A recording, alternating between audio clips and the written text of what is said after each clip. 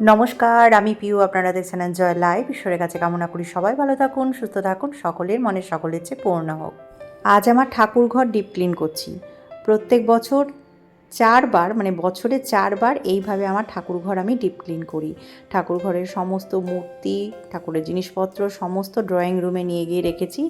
গঙ্গা জল ছিটিয়ে দিয়েছি, তার ওপরে একটা নতুন চাদর বিছিয়ে ঠাকুরকে বসিয়েছি।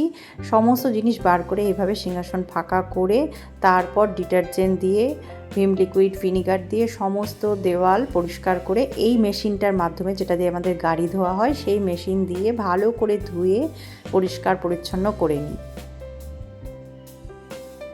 তারপর ঠাকুরের সিংহাসনের মধ্যে এই বস্ত্রগুলো আমি পারবো। ঠাকুরের সিংহাসনের জন্য এই সমস্ত আসন, এগুলো আমি বহুদিন ধরে ব্যবহার করি। ইজি দিয়ে ধুয়ে আবার এইভাবে একটা প্লাস্টিক বক্সের মধ্যে রেখে দিই। আগে আমি অনেক ভুল কাজ করেছি। আগে যখন ঠাকুরের যা যা জিনিস দেখতাম, জরির জামা বা জরির এরকম আসন সবই কিনে নিতাম, আর তার পরবর্তীতে দেখা যেত যে প্রচুর পরিমাণে জমে যাচ্ছে। আর পুরনো জিনিসগুলো কী করতাম, আমি বাড়িতে যে সমস্ত আমার বাচ্চা আছে বা আশেপাশে যে বাচ্চারা আছে তাদেরকে দিয়ে দিতাম পুতুল খেলার জন্য। তারা সবাই নিয়ে পুতুলের মানে বিছানা করতো বা পুতুলের জামা কাপড় হিসাবে সেগুলো পরাতো। ঠাকুরের গা থেকে খুলিয়েই দিতাম না, সেটাকে আবার ধুয়ে পরিষ্কার করে দিতাম।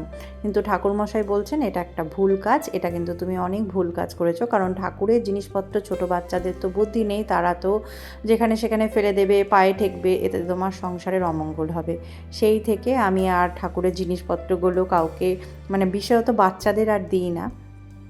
এখন অনেক জমে গেছে, পুজোর সময় সমস্ত ডিক্লেটার করেছি, সেগুলোও জমে গেছে। কি করব, কোনো একটা ডিসিশান নিতে পারছি না। ঠাকুরমশাইয়ের বক্তব্য হচ্ছে যে সব সময় ঠাকুরকে, মানে গোপালকে সুতির পোশাক পরাতে। ঠাকুরকে সুতির পোশাক পরালে কি হয়, সুতির পোশাকটা পচনশীল। ছোট ছোট করে কেটে যদি টবে যে সমস্ত আমরা গাছ লাগাই সেই মাটির সাথে মিশিয়ে দেওয়া হয়, তাহলে সেগুলো পচে যাবে, আর কারোর পায়ে ঠেকবে বা নষ্ট হবে, এই রকম হবে না। আর গঙ্গার জলে ভাসিয়ে দিলেও কি হয়, অনেক সময় কোথায় গিয়ে আটকে যায়, কোথায় গিয়ে নোংরার মধ্যে পড়ে থাকে, সেটাতেও আমাদের কিন্তু ক্ষতি হয়। সেই জন্য ঠাকুরমশাই বলেছেন জামা কাপড়গুলো যত চেষ্টা করবে সুতির পরাতে। তাই খুব কম জামা কাপড় এখন আমার গোপলুর জন্য কিনলেও সুতির কিনছি। আর পুরনো যা আছে সেইগুলো এখন পরিয়ে নিচ্ছি, যেগুলো ভালো হয়ে আছে।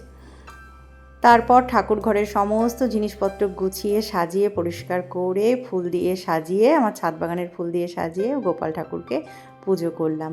এখনও আমি সঠিক ডিসিশান নিতে পারছি না আমার যত পুরনো মানে জরির জামা কাপড় আছে সেগুলো কি করব।